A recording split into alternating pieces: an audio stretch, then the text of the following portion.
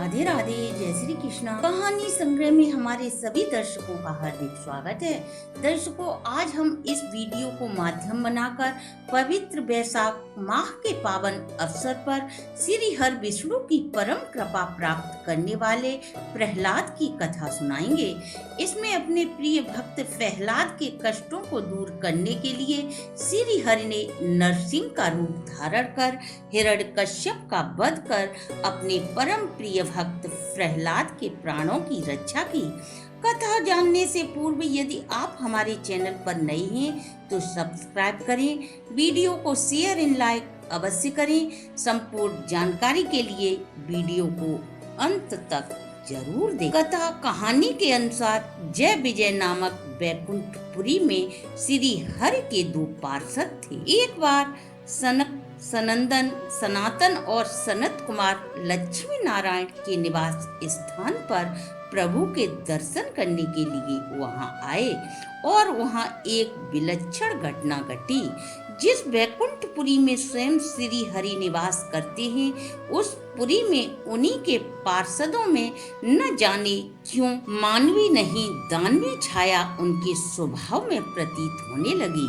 और वहीं जो योगी राज अपनी सरल स्वभाव के लिए जगत में प्रसिद्ध थे, क्रोध जिनको छू भी नहीं सकता था, जो सदैव 5 वर्ष के बालक के रूप में तीनों लोकों और 14 भुवनों में भ्रमण करते फिरते हैं, उनके हृदय में अचानक क्रोध की ज्वाला धधक उठी। जब जय विजय ने उन्हें योगी राज सनकादिक ऋषियों को श्री हरि के दर्शन करने को रोका तो उन्होंने जय विजय को श्राप दे दिया। तुम मुझे श्री हरि के दर्शन करने से रोक रहे हो। तुम में वैकुंठ लोक में राक्षसी गुणों का समावेश कहाँ से उत्पन्न हो गया? जाओ, तुम मृत लोक में राक्षस कुल में उत्पन्न होकर श्री हरि के विरोधी बनोगे।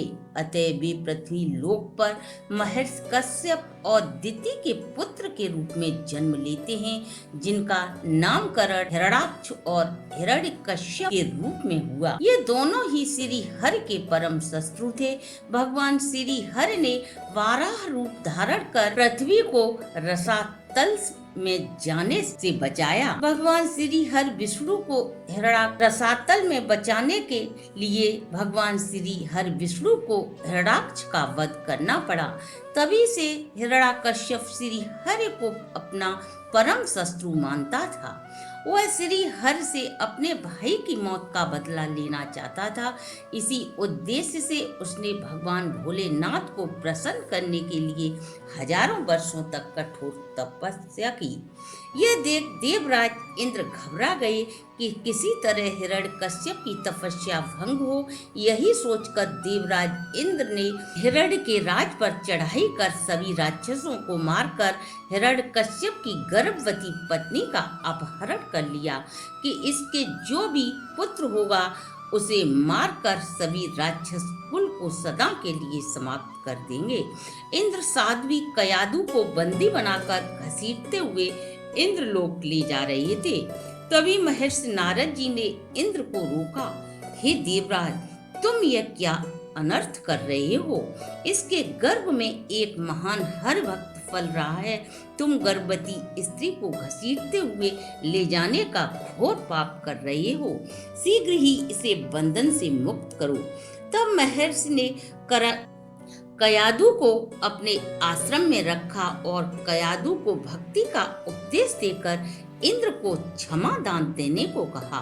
भक्ति का उपदेश सुनते सुनते कयादु निद्रा को प्राप्त हो जाती है, परंतु उसके गर्भ में पल रहे प्रहलाद नारद के सभी उपदेशों को ग्रहण कर लेते हैं। यही कारण था कि राक्षस कुल में जन्म लेने के बावजूद भी प्रहलाद में श्री हरि के प्रति भक्ति कूट कूट कर भरी थी। कयादु महर्षि के आश्रम में तब तक रही जब तक हिरण्यकश्यप की तपस्या पूरी हो गई। प्रहलाद का जन्म महर्षि नारद के आश्रम में ही हुआ था। वह ऋषियों के उपदेश पाकर पले बड़े हुए। अल्प आय में ही प्रहलाद ने वेद भक्ति का ज्ञान अर्जित कर लिया। जब हिरण्यकश्यप की तपस्या पूर्ण हुई तब कयादु अपने पुत्र प्रहलाद को लेकर महल में लौट आई। हिरण्यकश्यप ने अपने पुत्र प्रहलाद को प्यार से गोद में बिठाया और पूछा, बेटा तुम्हें क्या अच्छा लगता है, हम उसे अवश्य ही पूरा करेंगे। तब प्रहलाद बोले, पिताजी मुझे हर भक्ति से जो आनंद प्राप्त होता है वह किसी वस्तु से नहीं मिल सकता। यह सुनते ही हिरण्यकश्यप क्रोध से पागल हो जाता है। जिस हरि ने उसके प्रिय भाई को मौत के घाट उतार दिया था, उसका बेटा उसी हरि का गुणगान कर रहा है। वह शीघ्र ही प्रहलाद को दैत्यों के गुरुकुल में भेज देता है। वहाँ गुरुओं से प्रहलाद को हर भक्ति के विरुद्ध भड़काने का आग्रह करता है। पिता के परम शत्रु हर भक्ति का त्याग करे। जब शिक्षा पूरी कर वे अपने राज्य वापस लौटे तो हिरण्यकश्यप पूरी तरह से निश्चिंत था कि गुरुओं ने इसे अच्छी प्रकार से हरि के विरुद्ध पड़ा दिया होगा। एक दिन राज दरबार में हिरण्यकश्यप बैठा था, समीप ही प्रहलाद बैठे हुए थे। तभी उसने अपने पुत्र प्रहलाद से पूछा, पुत्र तुम्हें संसार में सबसे प्रिय कौन सी वस्तु लगती है? तब वे निडर होकर अपने पिता से बोले, निष्काम भाव से श्री हर विष्णु की भक्ति के सिवाय मुझे संसार में कुछ भी अच्छा नहीं लगता। यह सुनकर हिरण्यकश्यप आग बबूला हो गया और अपने दरबारियों को आज्ञा देता है कि कुछ भी करो, इसे मार डालो, इसी में राक्षस कुल की भलाई है। तब दौड़कर असुरों ने अपने अपने अस्त्र शस्त्र से प्रहलाद को मारना चाहा, पर वे सभी अस्त्र शस्त्र प्रहलाद पर विफल हो गए। फिर प्रहलाद को हाथी के सामने हाथ पैर बांध कर डाला गया। हाथी ने उन्हें अपनी सूंड से उठाकर अपने मस्तक पर बिठा लिया। इसके बाद उन्हें कोठरी में बंद कर सैकड़ों विषैले सर्प छोड़े गए, परंतु सभी सर्प अपने विष का त्याग कर प्रेमवश प्रहलाद से लिपट गए। यह देख हिरण्यकश्यप आश्चर्य में पड़ गया। उसने ऊंचे पर्वत से प्रहलाद को फेंका गया। जब वह विफल रहा तो उसने ऊंचे पर्वत से प्रहलाद को नीचे फेंकवाया गया। तब श्री हरि ने उन्हें अपनी गोद में उठा लिया।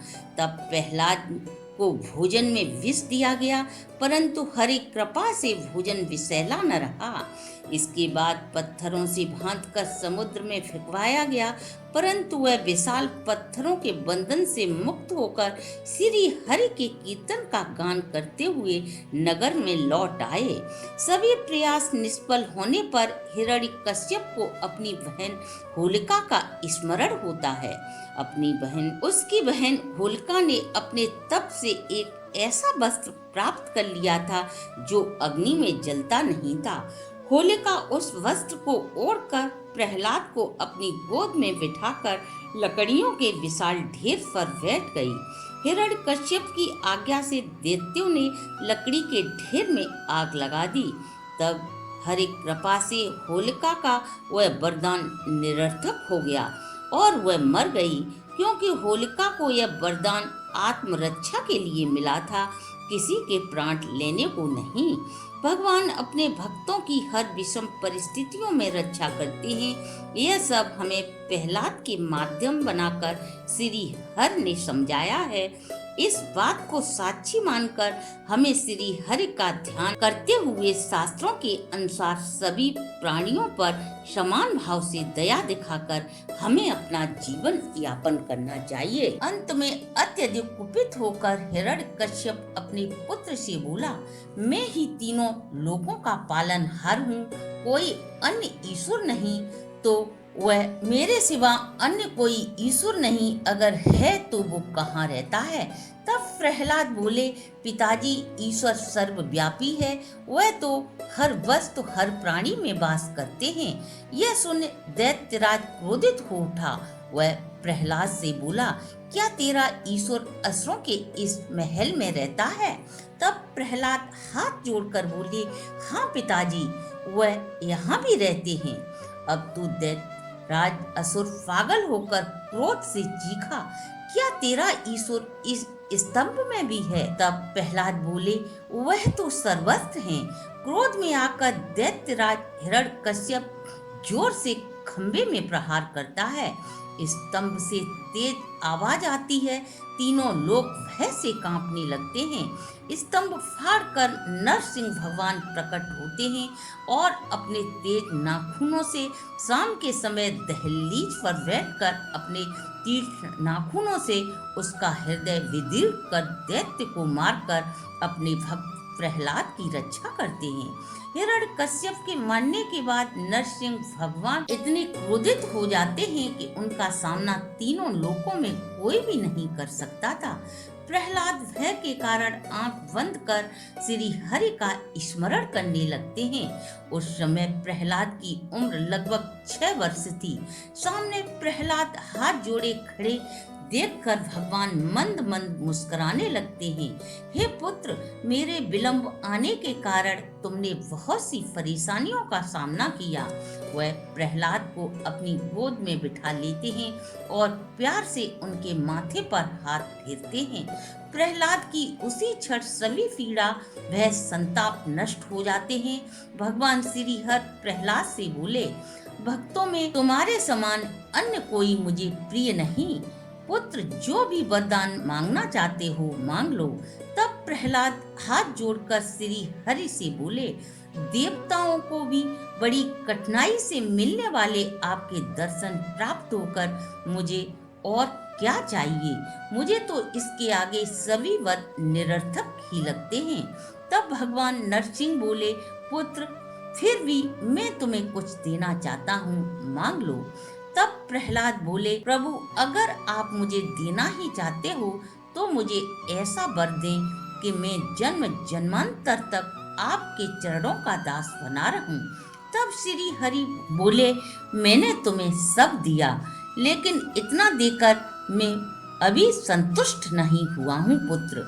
तुम्हें बारंबार वर देने का मेरा मन उत्कंठित है। तब प्रहलाद बोले, मैं जिस जिस योनि में जन्म लूं, मेरे हृदय में सदा आपकी प्रीति बनी रहे। तब भगवान श्री हरि बोले, वत्स, यह भी तुम्हें दिया, पुत्र, अब और भी कुछ मांगो।